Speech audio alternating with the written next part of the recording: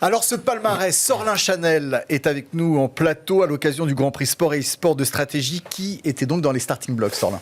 Une centaine de dossiers examinés par un jury de professionnels du sport et de la communication dans 12 catégories avec 13 opérations qui ont hérité d'un prix or, la récompense suprême. Et bien justement, nous allons recevoir notre premier lauréat avec Mickaël Tapiro, le grand vainqueur récompensé par la cérémonie qui s'est tenue au Parc des Princes. Il s'agit donc de la Française des Jeux. Tout à fait, il s'agit même de Paris 11 Sport Point de Vente pour être précis, pour l'opération Virage Pinot effectuée avec l'agence digitale R2. Avec nous pour en parler, Romain Glichenstein, Head of Social et Influence de Paris 11 Sport Point de Vente. Romain, peut-être première question, d'où est venue cette idée un peu folle ? Merci déjà à tous. Pour reprendre un peu la genèse de l'idée, je pense qu'il faut repartir dans un premier temps de ce qui nous anime chez Paris 11 Sport Point de Vente. Et ce qui nous anime aujourd'hui, nous, c'est de générer des émotions, c'est de partager la passion du sport. C'est vraiment ça qu'on recherche. Et donc, quand on s'est posé en début d'année avec mes équipes pour voir quels vont être les temps forts sportifs de l'année sur lesquels on va pouvoir s'appuyer, très vite est arrivée l'idée de c'est la retraite de Thibaut Pinot cette année. Thibaut Pinot, c'est la maison, c'est un coureur de l'équipe Groupama FDJ depuis 14 ans.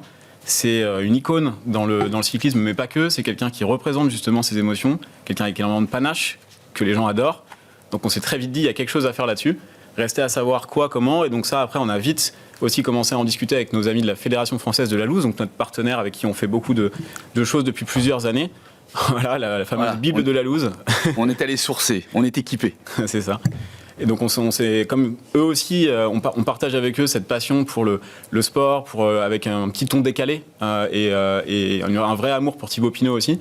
Donc ça s'est été assez naturel de pouvoir les impliquer dans ce dispositif avec nous. Mais alors à quoi ça ressemble ? Qu'est-ce que vous avez fait ? Et qu'est-ce qu'on a fait ? Alors quand on s'est posé la question... Une religion. De quoi faire ? Ouais, une religion, je crois que c'est ça à la fin. C'est une religion. Quand on s'est posé la question de quoi faire, c'est assez aussi venu assez vite de se dire, Thibaut Pinot c'est un fan de foot, c'est un fan du PSG aujourd'hui.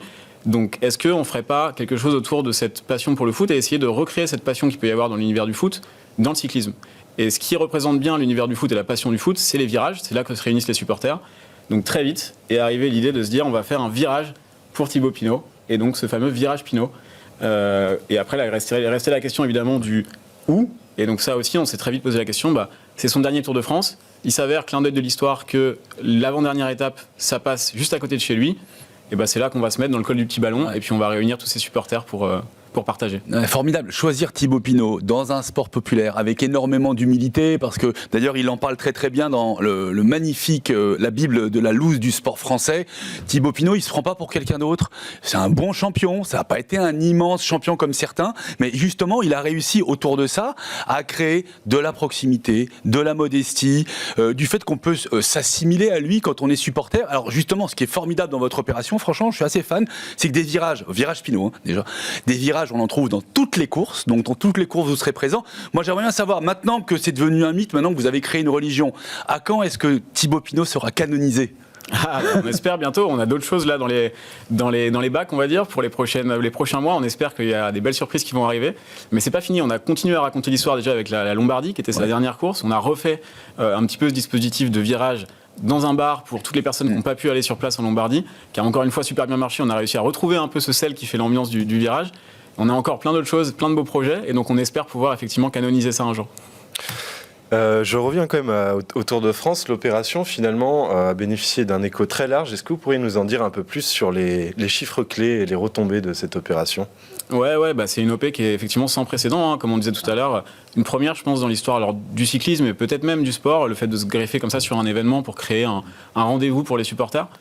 Et les résultats ont été sans précédent, un peu à la hauteur de l'événement. Au final, on est sur des chiffres qui sont ahurissants. On a plus de 180 millions d'impressions générées sur les réseaux sociaux autour de ça. On a eu plus de 2,5 millions d'engagements sur les réseaux aussi, ce qui représente vraiment des chiffres très, très, très, très élevés.